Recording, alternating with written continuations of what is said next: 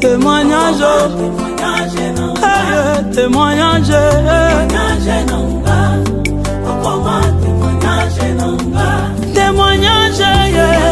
témoignage, témoignage. Mais un jour, les dieux des esprits des prophètes, il ne m'a pas laissé. Il m'a tiré de la boucle. Il m'a tiré de la malédiction familiale. Et si aujourd'hui je suis devant le peuple, je ne dois que rendre grâce pour cela. Je n'ai rien donné à Jésus. Je ne l'ai rien payé aussi. Mais à cause seulement de son amour infini, il est mort aussi à cause de mes péchés. Et aujourd'hui je vais prêcher la parole. Parce que il a dit, avant que tu sois dans le ventre de ta mère, je te connaissais, je t'ai établi et je t'ai oint comme un prophète. De la même façon que Dieu m'a oint, il m'a choisi, Dieu aussi t'a choisi. Il n'y a pas quelqu'un qui m'entend. Dieu t'a choisi. C'est pourquoi tu es encore en vie. Comme un chien vivant qu'un lion mort. Tu dépasses les gens qui sont déjà enterrés. Parce que leur vie est déjà terminée. Leur travail est déjà terminé. Mais comme toi tu es encore ce matin, les dieux de cette chair, il y a encore une mission qui va faire avec toi. Il n'y a pas quelqu'un qui m'entend. Vous savez, quand tu es encore en vie, ça veut dire que Dieu a encore besoin que tu travailles avec toi. Je dis encore merci à mes parents. Je suis encore humble devant vos pieds. Que mon Dieu continue à me donner cette sagesse et de rester à vos pieds. Ces derniers temps, avoir des enfants humbles et loyaux, ce n'est pas facile. Il peut être un prophète. Il est en train de faire des miracles. Mais quand le parent le gronde, il fait une erreur. Moi aussi je pars. Ce n'est pas être loyal. Un fils loyal, celui-même qu'on les gronde, il reste. Même si on lui dit 2 mois tu ne vas pas monter sur la chaise, il reste toujours obéissant. Dans la maison du Père, Dieu cherche des obéissants. Si tu veux manger la nourriture de tes parents, et c'est humble à ses pieds. Tu ne parles pas au prophète. Dieu parle au visionnaire. Dieu parle à l'ange de l'église. Même si autant ni mort ton amour, Dieu ne regardera pas le feu qui est sur toi. Mais Dieu regardera l'alliance qui est sur toi. Parce que sans l'alliance, Dieu ne peut faire. Dieu ne peut pas travailler avec quelqu'un qui n'est pas sous l'alliance. C'est pourquoi vous allez voir. Moïse est en train de dire, je veux mourir, mais je vais laisser qui va entrer à Canaan. Écoutez bien cette histoire. Dieu a dit, à cause seulement de l'alliance que je fais avec tes pères.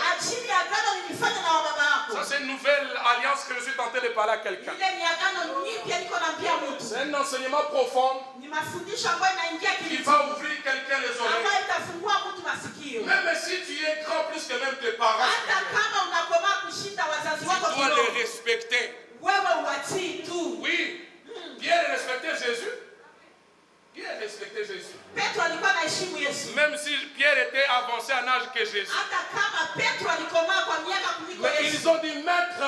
Ils ont dit maître. Quand on parle du maître, on voit aussi la paternité. On voit aussi l'alliance, l'affinité, le sang dedans.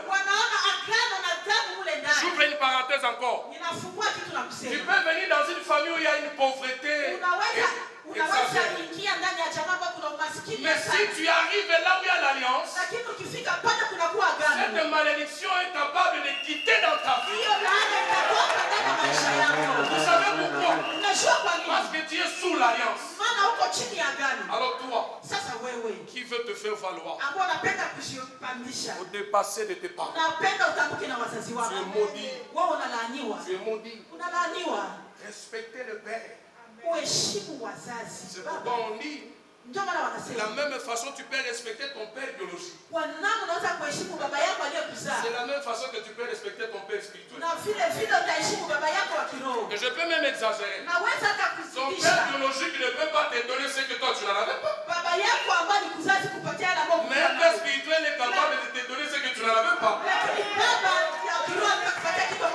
Pourquoi? Parce que celui qui respecte le père spirituel, on ouvre le chemin de la destinée. Moi j'ai déjà ma destinée. Même si tu vas me combattre, mais rien ce que sur moi, ça va te couper la tête. Parce que moi je ne serai pas en train de combattre avec toi. Mais je vais quitter. Je vais appeler les dieux de mes parents. Parce que je respecte l'onction. Merci papa pour cette confiance. On peut lire la Bible.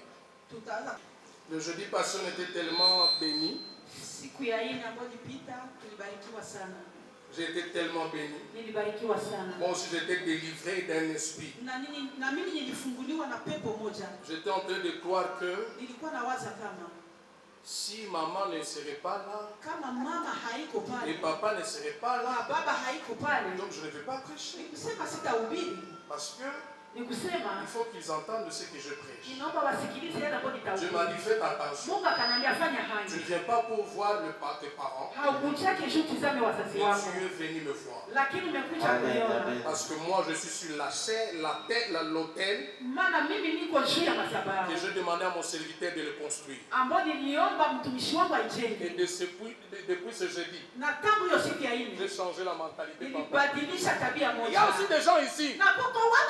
Ils viennent à l'église seulement pour vous voir. Ou bien que vous le voyez aussi. Moi j'ai abandonné cette esprit. Si toi aussi tu es venu chaque fois pour que maman et papa te voient, tu seras un jour scandalisé. Actes des apôtres, chapitre 2, verset 18. Actes des apôtres, verset 18, nous lisons au nom du Seigneur. Amen. Oui, sur mes serviteurs et sur mes servantes, dans ces jours-là, je répandrai de mon esprit et ils prophétiseront. Je ferai paraître des prodiges en haut dans les ciels et des miracles en bas sur la terre. Du sang, du feu et une vapeur de fumée. Amen. Amen. Daniel chapitre 3 verset 22 et puis nous allons se mettre.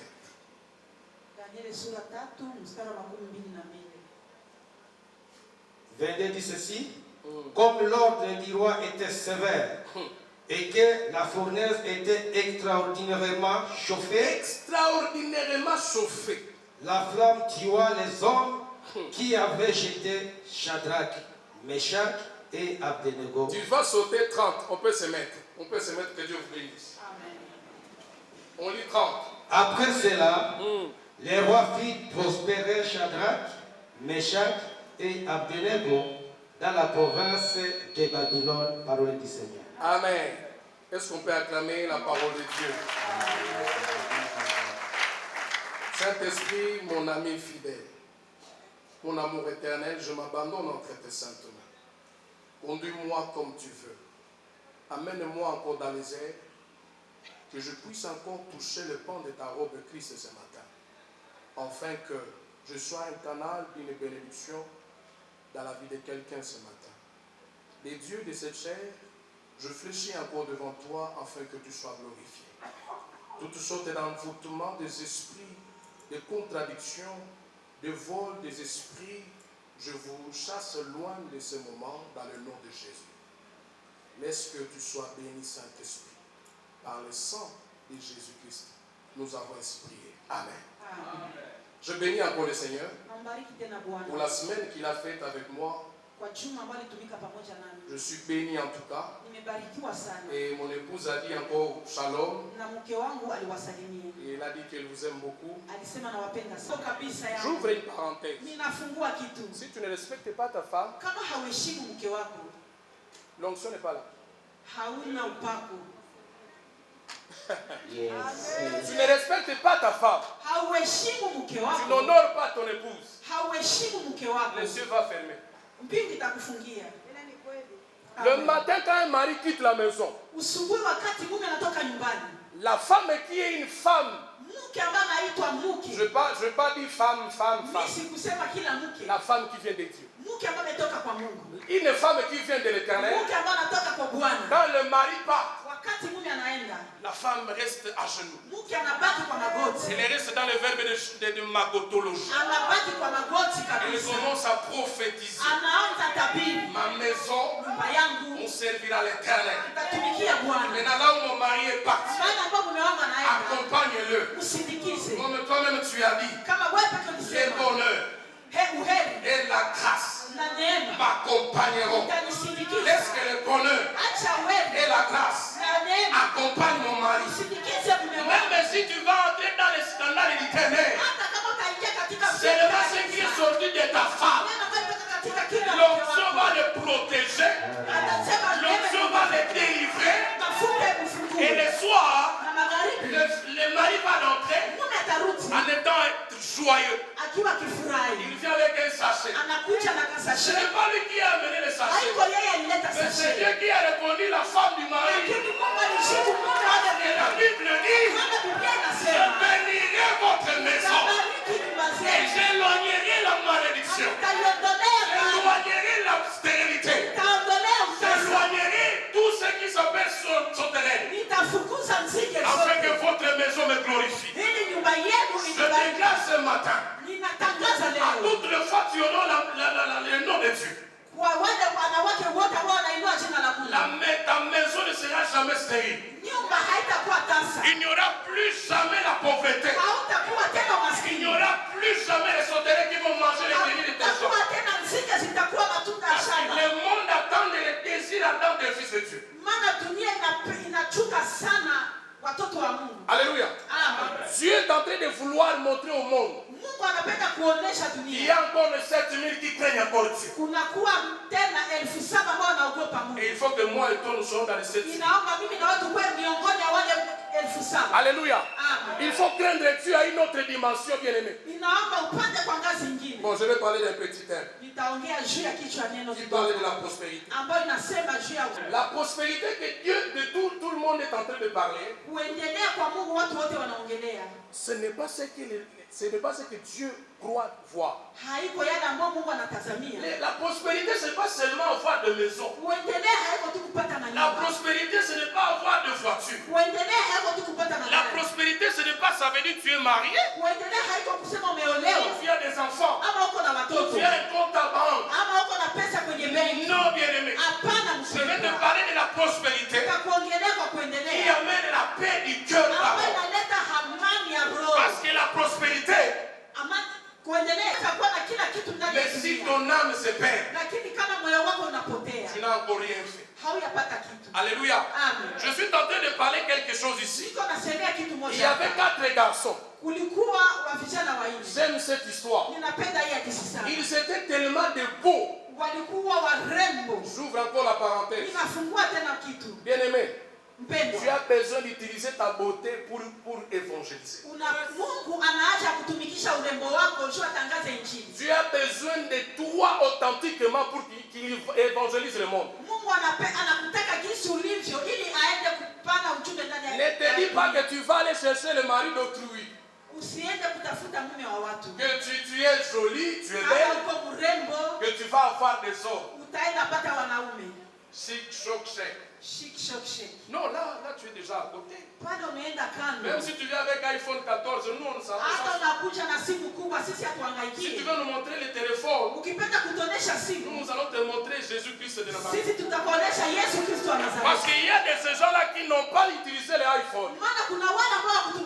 Il y a des gens qui n'ont pas utilisé les téléphones de ce monde. Mais ils ont utilisé une communication éternelle. Et quand ils ont commencé à appeler, ils ont commencé à influencer, à changer les saisons. Je vais dire à quelqu'un ce matin, si tu as besoin de gagner le monde, cherche d'abord à appeler les ciels. Jérémie 33, 3, il a dit quoi? Invoque-moi. Ça c'est la forme d'appeler. On n'a pas besoin de voir les gens qui appellent tout le temps. Mais ne cherche pas que les gens te voient. Ne cherche pas que les gens puissent dire tu peux chercher que les gens t'aiment, mais le cœur de l'homme est tordu.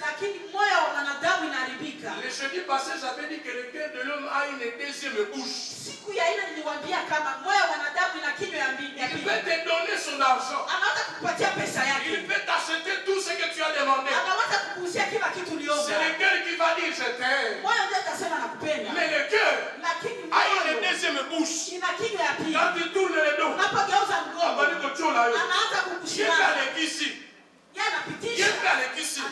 il exagère. Voici maintenant pourquoi l'onction ne descend plus dans l'église.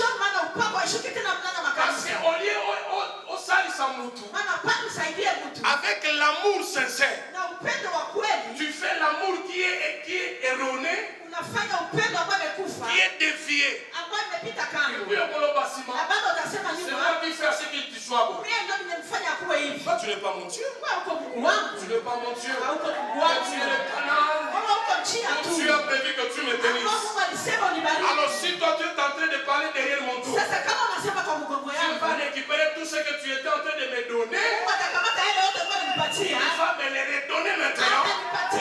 Pour que toi aussi demain, tu viennes aussi me chercher.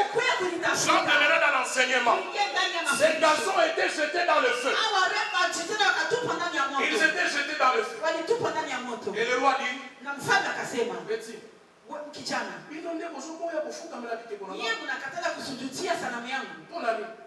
ils ont dit ceci. On ne veut pas faire de conflits et de discussions avec toi.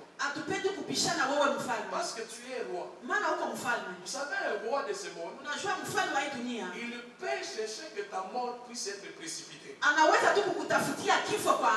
Mais Dieu qui est dans le ciel, lui, il a encore un projet de grandeur dans ta vie.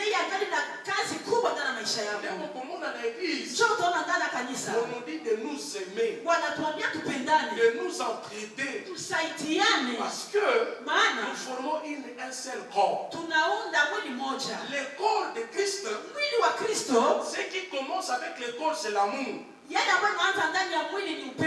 qui est l'onction, les cheveux de Christ, c'est ce qu'on appelle Galates 5, 22. Le fruit de l'esprit. Et le premier fruit, on appelle l'amour. Bien aimé, si toi tu n'as pas l'amour, si tu n'aimes pas celui qui est à tes côtés, sache bien que tu n'es pas un frère. Tu n'es pas un fils. Parce que dans la maison de Dieu, nous sommes d'abord des fils. Alléluia. Nous sommes des fils. Nous ne sommes pas d'abord des prophètes et des pasteurs et potels. Quand tu établis un Moïse, après ce Moïse, il y a des fils. Est-ce que je me fais parler? Si Moïse est à la tête, lui-même il représente Dieu Tout-Puissant. Alléluia. C'est la manière dont papa a été établi. Lui c'est un Moïse. Mais après lui, il y a des fils. Or, un fils doit faire l'ADN et l'image de son père. Si tu n'as pas l'image de papa Eric, tu n'as pas non plus l'image de Dieu en toi. Parce que Éphésiens chapitre 5 et 1 dit ceci. Devenez les imitateurs de Jésus. Autrement dit, on parle de quoi? Autrement dit, on parle de quoi? On parle de devenir à l'image de Dieu. Est-ce que si tu sors à l'église de MCSA, ici en dehors, comment réellement tu fais l'image du Père?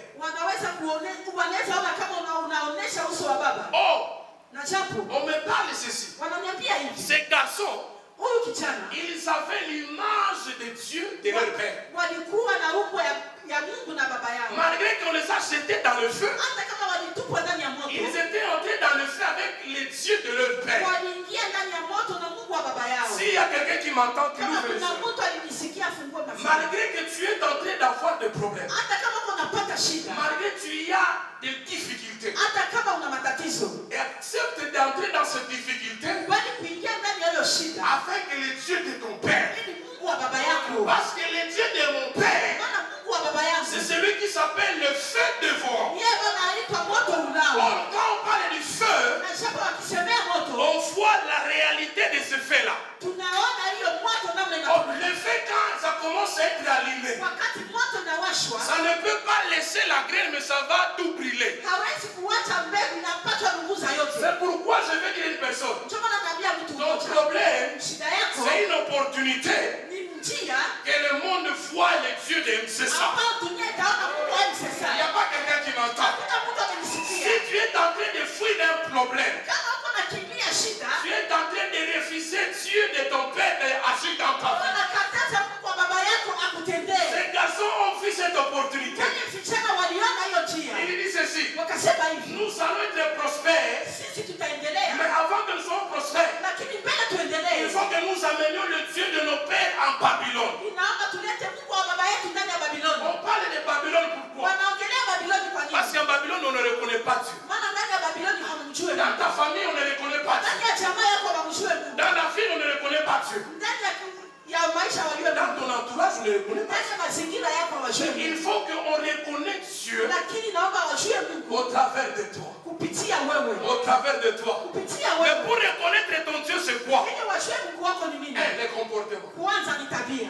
Les comportements. Quel comportement que tu as? Quel comportement que tu as? Tu viens dans l'église. On se sent là.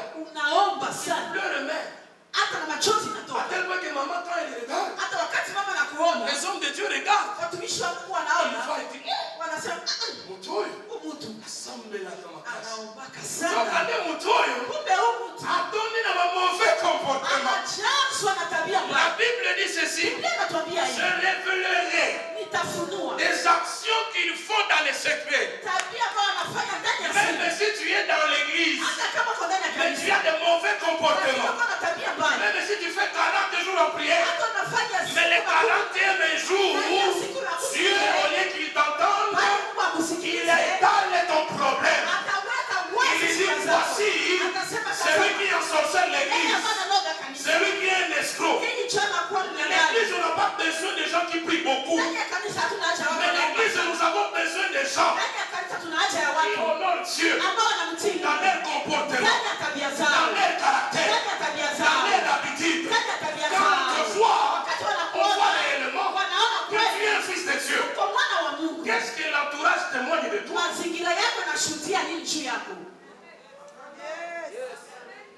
Tu ne peux pas me dire que tu es un prophète. Mais le comportement que tu as est loin du comportement de Jésus-Christ. Parce que Jésus dit, il est dit ceci: il était une bergerie. Et on a pris dans la bergerie une ânesse.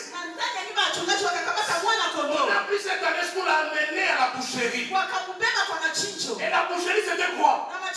C'était la crucifixion. Est-ce qu'il est Dieu?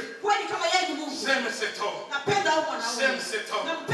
Celui qui m'a fait que je sois ému. Celui qui m'a fait que je sois humilié. Que je reconnaisse qu'il est le Dieu tout-puissant. Il n'a rien parlé. Il n'a rien parlé. Pourquoi il n'a pas parlé? Parce qu'il voulait nous montrer qu'il a le pouvoir de tout faire. Mais à cause de son humilité, il n'a pas parlé. La Bible dit on a égorgé Jésus. On a égorgé. Mais après égorgé, tout le monde, toute la terre, jusqu'aujourd'hui, même dans les ciels, même les 24 êtres vivants, même les 4 êtres vivants, veux que le monde fléchisse devant ton Dieu, sois d'abord humble. Sois d'abord humble. L'humilité précède la gloire. Hata soki usa apotre nengeni. Hata kama wewe uko najua namna gani. Odea kanengeni. Unahubiriaka sana. D'abord Shuka kwanza. Malgré que batu basimba na mwalimu Musa. Hata watu wameshikwa na Roho Ce Mtakatifu. n'est pas toi qui as fait. Haiko wewe ndio ulifanya. C'est Jésus qui a fait. Yesu ndio alifanya. C'est Dieu qui a fait. Mungu alitenda. Mwana Nicolas. Utaona hizo siku. Anasimbi bango leo. Hadi washika leo. C'est moi qui a prophétisé. Ndio niliwatabiria. Ce n'est pas toi qui a prophétisé. Haiko wewe ulitabiri. Paul est en train de dire. Paulo anasema. Ce n'est pas moi qui vis. Haiko mimi Mais ninaishi. c'est Jésus qui vit en Lakini moi. ni Yesu anaishi Ça veut ndani dire yangu. si Dieu est en train de t'incarner. Sema kama Mungu Tu enlèves Jésus. anamtosha Mais Mungu. tu apparais devant le peuple. Unaonekana mbele ya Or, si taifa. tu apparais devant le Sasa peuple, ukionekana mbele ya tu deviens taifa. directement l'antéchrist du peuple. Haleluya. Tu deviens l'antéchrist. Wewe unakuwa mpinga Kristo. Parce que les gens voient qu'il voient Jésus en toi. Maana bado watu waone Yesu ndani Ils yako. commencent à t'adorer toi. Wanaanza kukushutilia wewe. Pourquoi Moïse n'allait pas entrer en Canaan? Kama ni vile Musa angeingia Kanaani. Moïse ne peut pas entrer en Canaan. Musa hawezi ingia Vous Kanaani. savez pourquoi? Kwa nini? Parce que Maana il voulait que le peuple le voie. alipenda taifa imuone. La parole que Dieu lui a dit. Neno ambalo Mungu alimwambia. Watu wakamwambia. Moi je serai ton Dieu. Mimi nitakuwa Mungu wako. Toi tu seras leur Dieu. Na wewe utakuwa Mungu wao. Akatoa ile kitu akatia mkichwa. Voilà l'orgueil de l'homme. Ndio kiburi ya Quand mwanadamu. il commence à marcher sous la gloire, Wakati utatembea ndani ya il utukufu. commence à avoir l'orgueil. Anaanza kuwa na kiburi. Bien aimé, il faut enlever l'orgueil. Penda ondoa kiburi. Il faut enlever l'orgueil. Ondoa kiburi. Il faut enlever l'orgueil. Naomba kuondoa kiburi. Même si tu as l'onction, Hata kama una upako. tu le mélanges avec l'orgueil. Unaichaka tu na kiburi. Ta vie sera courte. Maisha yako yatakuwa mfupi. Ta vie sera courte. Maisha yako yatakuwa Parce mafupi. que Dieu, Maana Mungu il n'est pas un Dieu qui se mélange. yeye si Mungu ambaye anamchanganya. Dieu, il est Dieu. Mungu tu ni Mungu. Il restera Dieu. Atabaki Mungu. Dans lui, il est saint. Wakati kwa Il mtakatifu. est le roi des rois. Yeye ni mfalme wa Il wafalme. est le premier. Yeye ni wa kwanza. Il est éternel. Na yeye ni wa Il milele. doit rester à sa place. Atabaki kwa nafasi Mais yake. si tu l'enlèves à sa place, Hapa muondoa nafasi yake. et quand il quitte, Wakati il anatoka. te laisse à la merci de tout le monde. Anakuacha mbele ya watu wote.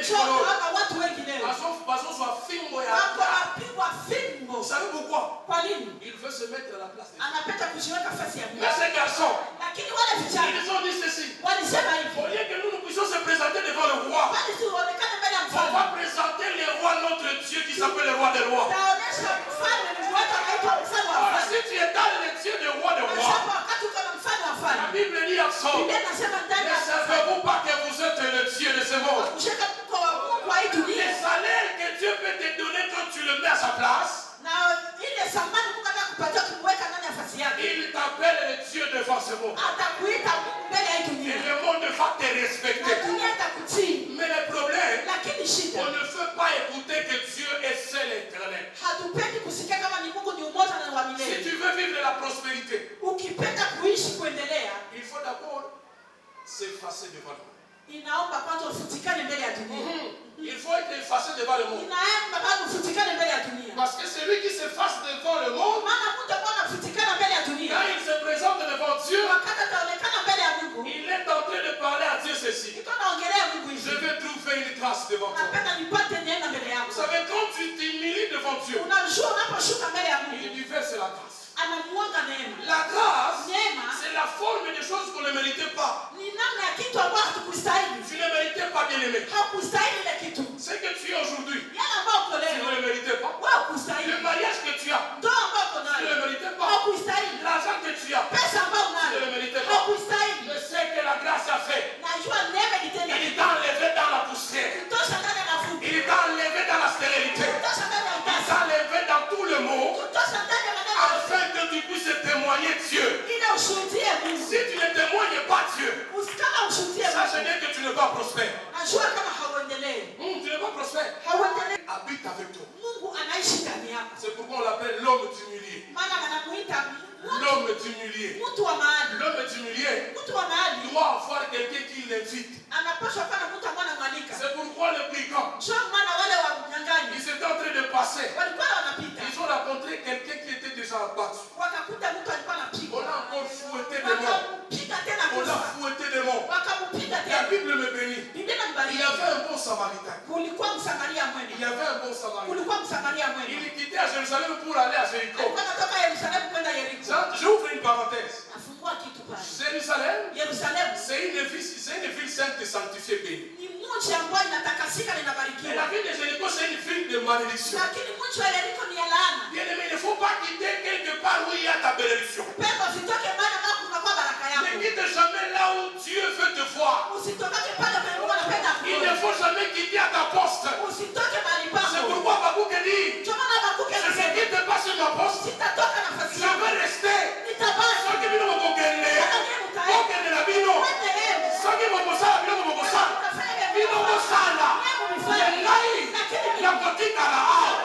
Je vais te conseiller. Même à l'église, il y a des problèmes. On a un problème existé. On a un problème existé. Si on tient les attaques, ça va le coller à Babouk. Parce que Dieu, il viendra comme un Samaritain. Le problème que tu as ce matin, ne te mélange pas avec les problèmes de l'église. C'est pas toi. Mets-toi à côté.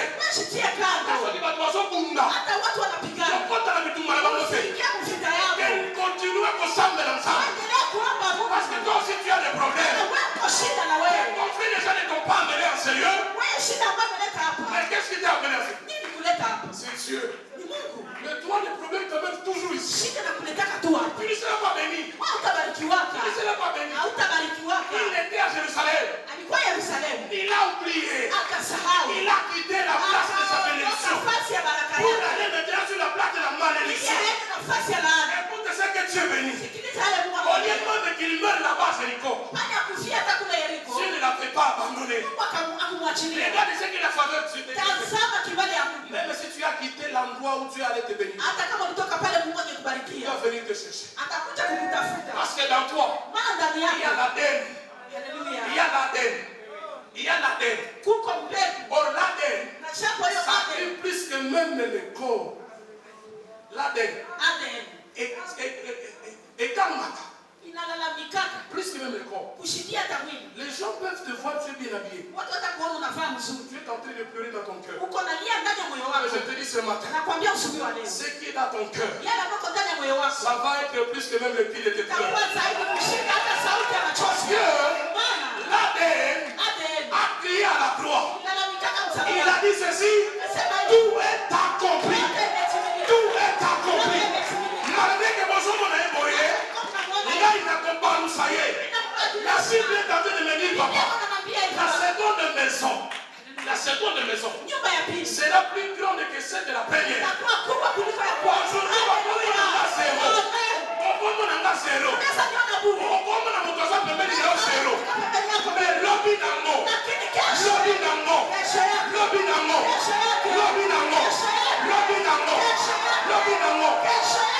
nango. Il sera grand plus que toi. Est-ce qu'on peut acclamer la monnaie de Dieu?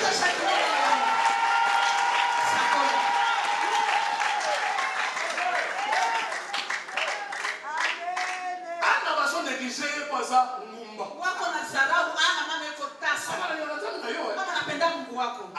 Anna, azakuona mwasi mwako pas possible. Ni msichana ambao hawezi kulinganisha. Ndio mtana ya Anna. Unaona tu Anna.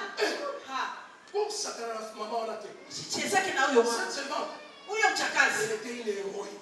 Alikuwa mwenye nguvu kabisa. La Bible dit, Biblia inasema, c'est Dieu qui a imposé la stérilité dans Anne. Ni Mungu aliweka hiyo tasa ndani ya Anna. Anna dit ceci. Lakini Anna anasema, mais si aujourd'hui je suis stérile, hata kama leo niko tasa, je ne t'abandonne pas. Sitakuacha Mungu. Je ne te rejette pas. Sitakuacha Mungu. Parce que je sais, en Israël, il n'y a pas la stérile. Hakuna utasa. En Israël, il n'y a pas de porc. Hakuna maskini. Parce que toi, à la croix tu as dit, si tu t'es fait porc, tu t'es fait stérile, alors moi je ne suis pas stérile. À un temps, je suis aujourd'hui stérile. Mais demain, je ne serai pas stérile. Pourquoi elle est en train de dire ça? Elle parlait ça pour mettre Dieu à l'épreuve. Ta parole, ça dépend de ta foi. Si tu n'as pas la foi, ta parole sera vaine. C'est pourquoi Paul dit ceci. Parle-moi seulement de la foi.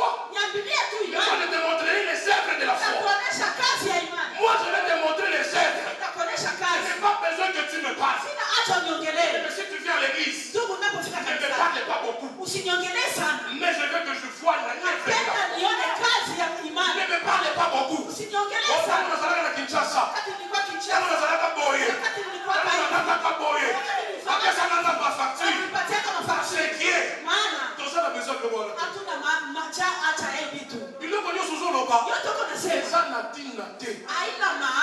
voulons voir l'être de la foi.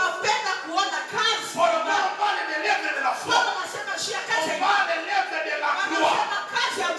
L'être de la croix. Si tu passes à la croix,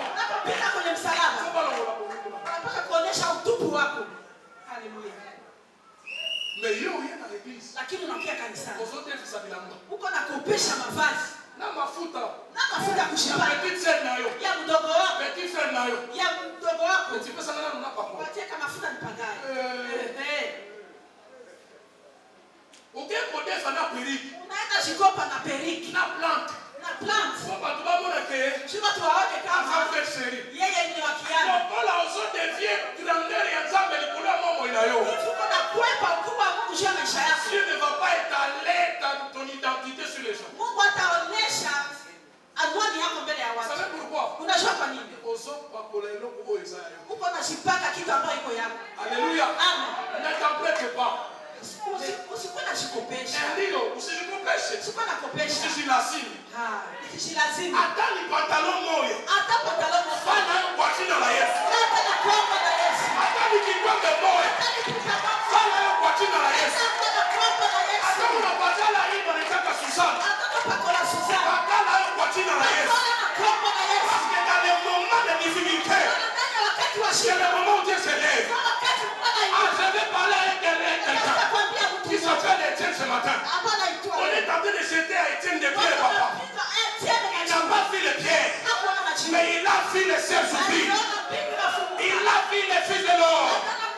Et cependant le problème, que les ciels s'ouvriront. Ce n'est pas le moment de faire. Ce n'est pas le moment de manger et de boire. Quand tu vas voir Dieu, c'est faux. C'est faux. On va voir Dieu pendant les moments de problème. Et c'est pendant les moments de problème qu'on saura que tu es chrétien. On ne saura pas le moment que tu as des milliards que tu es chrétien. Non. Mais pendant que tu es milliardaire, c'est là on saura que tu aimes Dieu. Il y a une différence là-bas. Il y a aimer Dieu et il y a craindre Dieu. Il y a craindre Dieu et aimer Dieu. Quand tu crains Dieu, c'est lequel moment? C'est le moment que tu es vide et informe. Quand tu n'as rien, quand tu n'as rien, tu ne manges pas. Watu wanasema anapata haya, anafezereka. Nathanaeli anaisha. Nathanaeli na Filipo wanasema Nazareti kuna mtu kweli anaweza toka wa mzuri. Nazareti kuko mtu. Nazareti kuna nguvu ya Mungu. De la faiblesse, Dieu peut rendre la gloire. On a vu l'extérieur de Jésus. On n'a pas vu l'intérieur de Jésus. Le monde peut te considérer mauvais papa. Mais demain tu seras un prophète. Ça je le prophétise déjà. Le monde peut croire que tu es un impudent. C'est parce que tu as un problème. C'est parce que tu n'as rien. Mais en toi, il y a Jésus. Il y a Jésus. Il y a Jésus. Quand il s'est élevé, il va dire ceci. Pomone la qui est. Kocho la qui est. Zalaki kwa hivi saibo. Est-ce que yoko golo? La kati ya famille baruba papa. Tuzoka sana mongo te. Pas négliger maman. Pas négliger parce que je n'avais rien.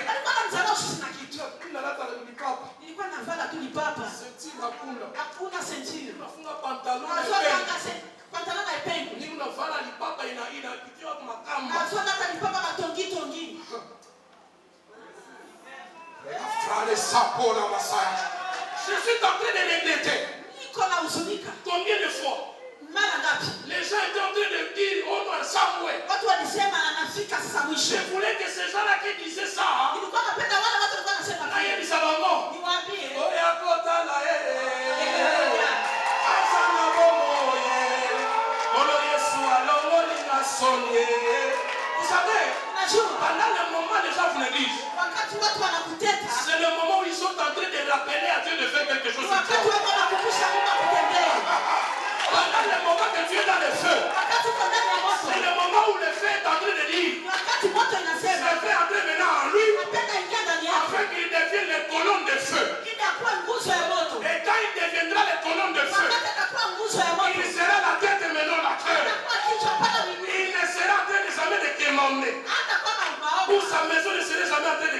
prier.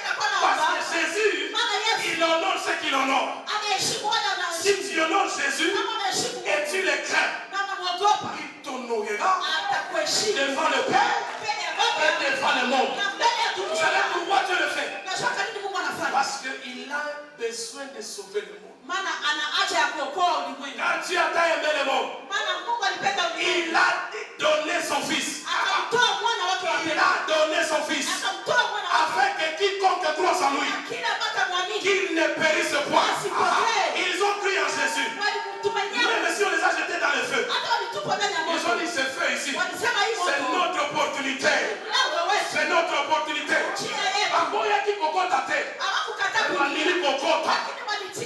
Écoute, quand tu entres dans le problème, Dieu va se manifester dans ce problème. Amen.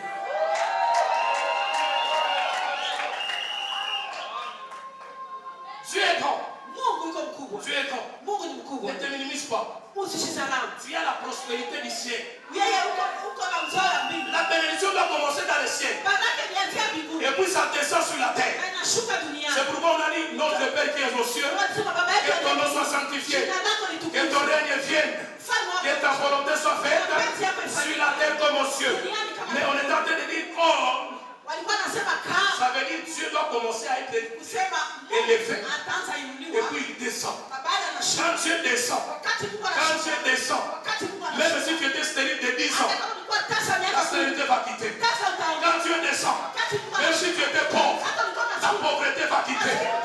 Quand Dieu descend, même si on est en train de te négliger, ton mariage sera ici. Quand Dieu descend, même si tu n'avais pas des enfants, toi aussi tu vas passer ici. Tu vas aussi témoigner. Le Dieu de mes parents, il m'a révélé. Il m'a révélé sa bonté. Parce que le panier sur qui,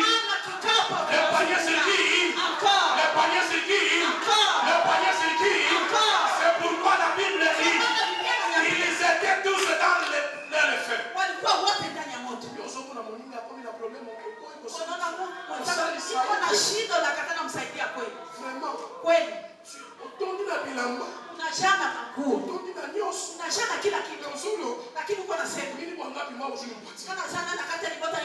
Je suis le premier fils dans sa famille. La main qui donne, elle est toujours au-dessus de la main qui reçoit.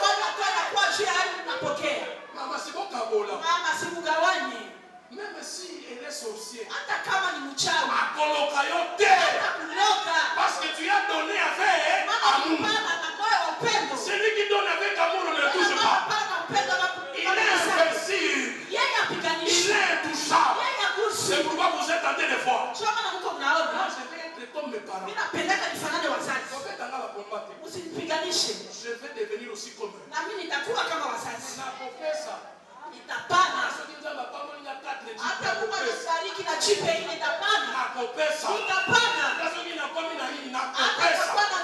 Parce que ce que le Père fait, c'est le Fils aussi doit le faire.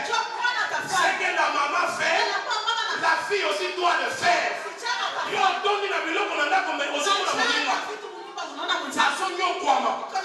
Mais la Bible, ils étaient dans le feu. Ils se sont supportés dans le problème, papa. Il a dit, problème n'a yo. Et ça, problème n'a pas. Stérilité n'a yo. Stérilité n'a pas. Il faut même maillot dans le problème. Or, la Bible dit, c'est terminé. Somme le chapitre 133. Il est dit comment? On peut dire, je termine. Maman, Dieu est en train de te visiter extraordinairement. Extraordinairement. Le fait que tu es dedans, Dieu est en train de te multiplier fois plus que ce se fait. Et le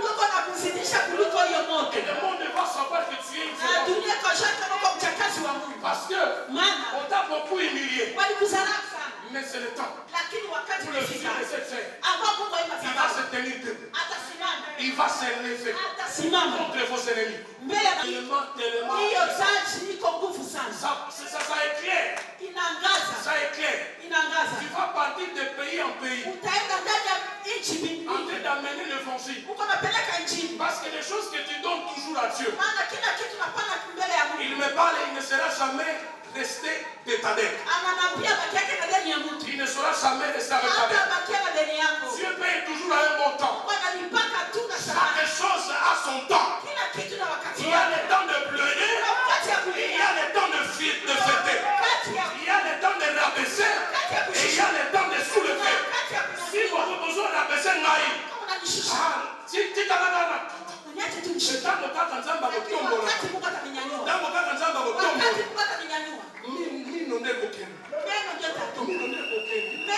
Parce que c'est lui qu'on rabaisse. Il devient comme une flèche. Je déclare pour toi ce matin, comme nous sommes en train de terminer le mois d'avril, que tu commences le mois de mai à détailler une flèche devant tes ennemis. Que tu sois une flèche. Que tu sois une flèche devant les ennemis. Que le Dieu que je sais, le Dieu de Papa Eric, où je suis entré dans l'alliance, que l'alliance commence à te localiser. Que l'alliance commence à te poursuivre. Que l'alliance commence à aller en effet. Les choses que tes ennemis ont plantées. Tout ce que les ennemis ont planté. Et l'alliance de cette chair commence à aller déraciner. Commence à aller en effet. S'il y avait la malédiction dans ta maison, et la grâce commence à l'enlever. S'il y avait la mort dans ta maison, et la grâce commence à l'enlever. S'il y avait les moqueries, et la grâce commence à te donner le respect. Parce que Dieu, il s'appelle le Dieu de la grâce.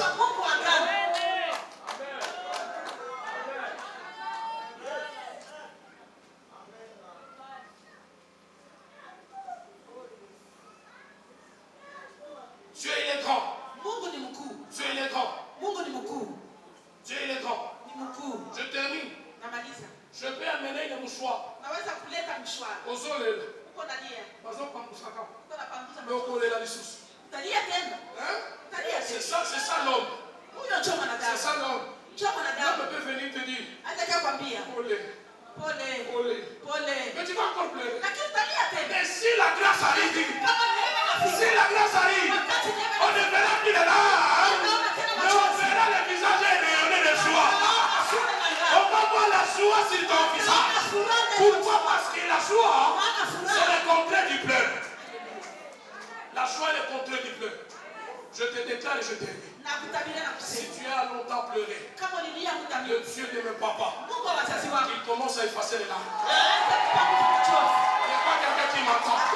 Si tu as longtemps pleuré, et le Dieu de l'apôtre Papa Eric Mchegues, il se tient debout devant ta fille. Il commence à effacer les larmes. Si dans ta famille on a dit que vous serez toujours maudits, le Dieu de Papa Eric, il se tient debout. Il commence à transformer la malédiction en bénédiction. Le Dieu de Papa Eric, il commence à transformer la stérilité en fécondité. Ah, si tu as longtemps pleuré, tu étais en train de chercher une chose. Que le Dieu de l'apôtre de Papa Eric, qui se tient debout et qui te donne la chose que tu as longtemps cherché. Parce que la Bible dit ceci, celui qui cherche doit trouver. Celui qui demande, on doit lui donner. Or, nous avons un Dieu qui est dans les cieux. Il s'appelle le Papa responsable. Quand tu lui demandes la chose, il ne doit que te le donner. Parce que lui, il est différent de ton père biologique. Ah, je parle à un enfant qui a longtemps demandé et on n'avait pas encore donné. Mais ce matin, le Dieu de mon père Papa Eric, il vient te donner le pain, il vient te donner la vie, il vient te donner le mariage, il vient te donner la restauration, il vient te donner la grandeur, il vient te donner la vie. Parce que la vie que tu as, c'est la vie éternelle. Est-ce que tu peux te tenir debout? Est-ce que tu peux te tenir debout? Il y a du Santambe, Nazaya Lola, Loba Nazaya Lola, Loba Bi Nazaya Lola, Loba Bi Nazaya Lola, Loba Nazaya Lola. Témoignage, témoignage, témoignage, oh. Témoignage, témoignage, je veux témoignage.